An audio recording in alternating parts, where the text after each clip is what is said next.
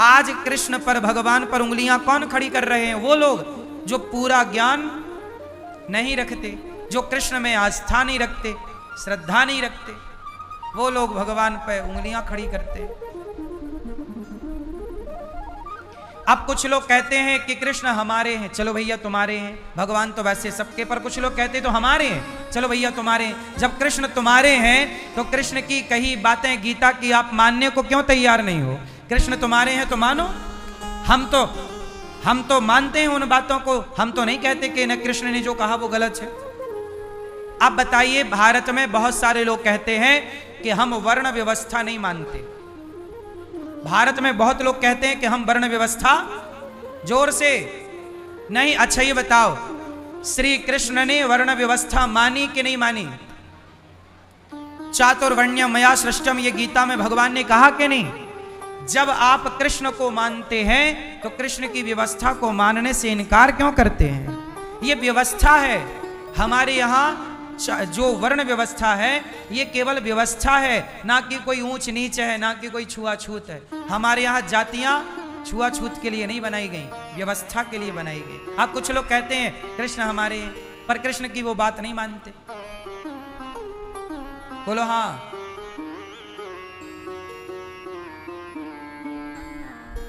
अच्छा एक सवाल करूं आप लोगों से। एक नेताजी मुझे मिले, उन्होंने कहा कि मैं वर्ण व्यवस्था नहीं मानता, मुझे शूद्र शब्द सुनना अच्छा नहीं लगता। अच्छा ये बताओ, शूद्र कौन है? शूद्र शब्द किसी के अपमान के लिए नहीं होता। शूद्र किसी व्यक्ति का नाम नहीं होता। ब्राह्मण किसी का नाम नहीं है, क्षत्रिय किसी का नाम नहीं है, वैश्य किसी का नाम नहीं, शूद्र किसी का नाम नहीं। ये व्यवस्था किसने बनाई? शूद्र शब्द मैंने नहीं दिया, भगवान कृष्ण ने दिया है। गीता में शूद्र शब्द आया है तो वेदों में आया है। ये ब्राह्मण, क्षत्रिय, वैश्य, शूद्र, ये वर्ण व्यवस्था है। अच्छा एक बात बताओ, क्या कोई मुसलमान कहता है कि मैं कुरान का एक अक्षर नहीं मानता? कोई क्या मुसलमान ये कहता है कि मैं कुरान की ये बात नहीं मानता? कोई मुसलमान ये नहीं कहता कि मैं कुरान की ये बात नहीं मानता। कोई भी ईसाई ये नहीं कहता कि मैं बाइबल की ये बात, ईसाई बाइबल की सारी बात मानते हैं, मुसलमान कुरान की सारी बात मानते हैं। पर सनातन धर्म में कुछ नेता हमारे वेद पुराण गीता की कुछ बातें नहीं मानते, बोले हम नहीं मानेंगे। जब आप वेद पुराण की बातें मानते ही नहीं तो फिर आपसे बात क्या की जाए? बताओ। जब भगवान कृष्ण कह रहे हैं कि चातुर्वर्ण्यम मया सृष्टम, ये मेरी सृष्टि है, ये चारों वर्ण किसकी सृष्टि है? बोलो भगवान की। तो मतलब आप भगवान को चैलेंज कर रहे हैं। बोले मैं नहीं मानूंगा। एक नेताजी मेरे से बोले कि मैं ये वर्ण व्यवस्था नहीं मानता। तो जब आप कृष्ण को मानते हो तो कृष्ण की बनाई व्यवस्था को क्यों नहीं मानते? इसका मतलब ये है कि नेता लोग भगवान को उतना ही मानेंगे जितने से उनका नेतागिरी का स्वार्थ सिद्ध हो जाए। और जहां स्वार्थ में कोई अड़चन आई तो वो ना कृष्ण को मानने को तैयार है, ना कृष्ण की बात। और वही नेता जातवाद का जहर फैला फैला के इस देश में शासन करते हैं और देश की व्यवस्था बिगाड़ते हैं। क्लियर समझो, कोई भी मुसलमान मेरे सामने ऐसा लाओ जो ये कहता हो कि मैं कुरान की ये बात नहीं मानता। कोई भी ईसाई मेरे सामने लाओ जो ये कहता हो कि मैं बाइबल की ये बात नहीं मानता। लेकिन तमाम हिंदू लोग खड़े हो जाएंगे कि मैं गीता की ये बात नहीं मानता, मैं वेदों की ये बात नहीं मानता, मैं रामचरितमानस की ये बात नहीं मानता। इससे ही सनातन का ह्रास होता है कि आपको अपने धर्म ग्रंथों पर भरोसा नहीं है, धर्म ग्रंथों की बनी व्यवस्थाओं पर भरोसा नहीं है, तो फिर आप कैसे कहते हैं कि मैं सनातनी हूं? किस आधार पर कहते हैं आप? बात तो मुसलमान और ईसाई वाली कर रहे हैं और आप बने सनातनी हैं। बताइए, वर्ण व्यवस्था किसने बनाई? चलो आप बताओ।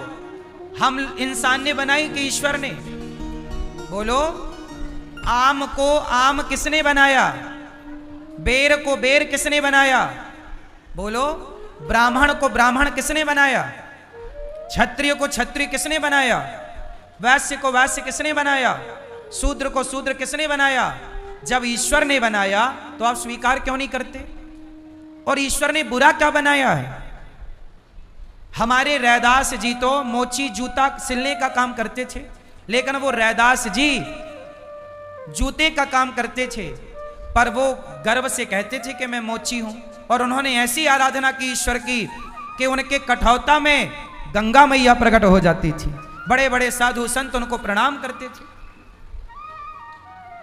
तो कोई व्यक्ति, आप तपस्या करिए, आप अच्छे काम करिए, जब आप अच्छे डॉक्टर बन जाएंगे तो आपसे थोड़ी पूछा जाएगा कि आपकी जात क्या है। भाई हॉस्पिटल में तो बहुत सारे डॉक्टर मुसलमान भी हैं, बहुत सारे डॉक्टर ईसाई भी हैं, बहुत सारे डॉक्टर सब लोग ब्राह्मण क्षत्रिय वैश्य शूद्र हैं। हमें तो अच्छे इलाज से मतलब है ना। आपका धर्म क्या है, आपकी जात क्या है, इससे हमें मतलब नहीं है। और ये याद रखिएगा कि जैसे डॉक्टर बनाने का सर्टिफिकेट आपको गवर्नमेंट देती है, डॉक्टर कौन बनाता है? सरकार बनाती है। ऐसे ब्राह्मण क्षत्रिय वैश्य शूद्र किसी व्यक्ति ने नहीं बनाया, ये सर्टिफिकेट सबको भगवान ने देकर के भेजा है। तो जब ईश्वर ने सर्टिफिकेट दिया है तो आप उस व्यवस्था को मानने को क्यों तैयार नहीं है? हाँ या ना? आप जहां हैं, जो हैं, वो आपको ईश्वर ने बनाया है। इसलिए जहां हैं वहां रहकर ईश्वर की आराधना की जाए।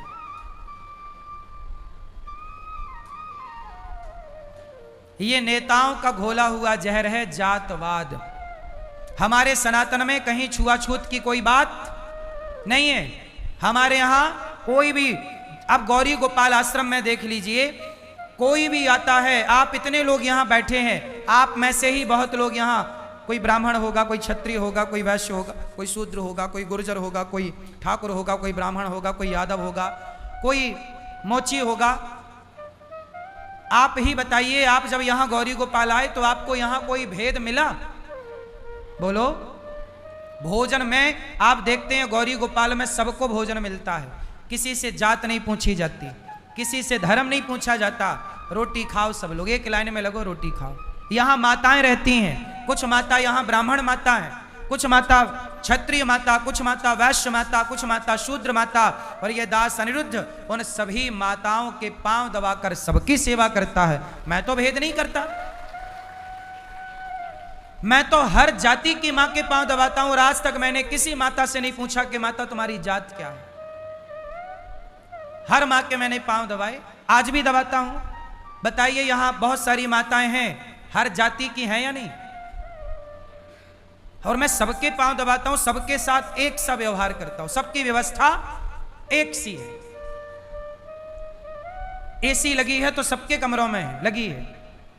बिस्तर है तो सबके पास है, अलमारी है तो सबके पास है।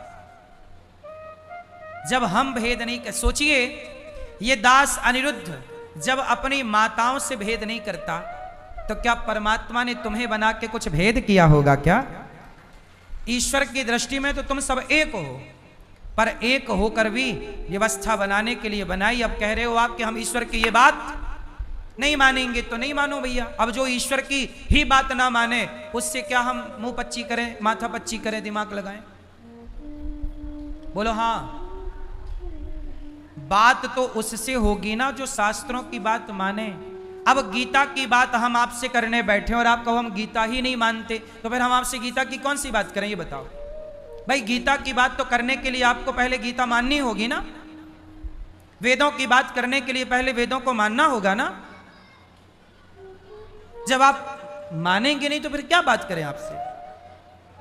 इसलिए भगवान ने ये सब कुछ बनाया, व्यवस्था बनाई है, और उस व्यवस्था को चलते हुए आज हजारों साल हो गए, पर आज के कुछ नेता आए और ये व्यवस्था बिगाड़ने में लग गए।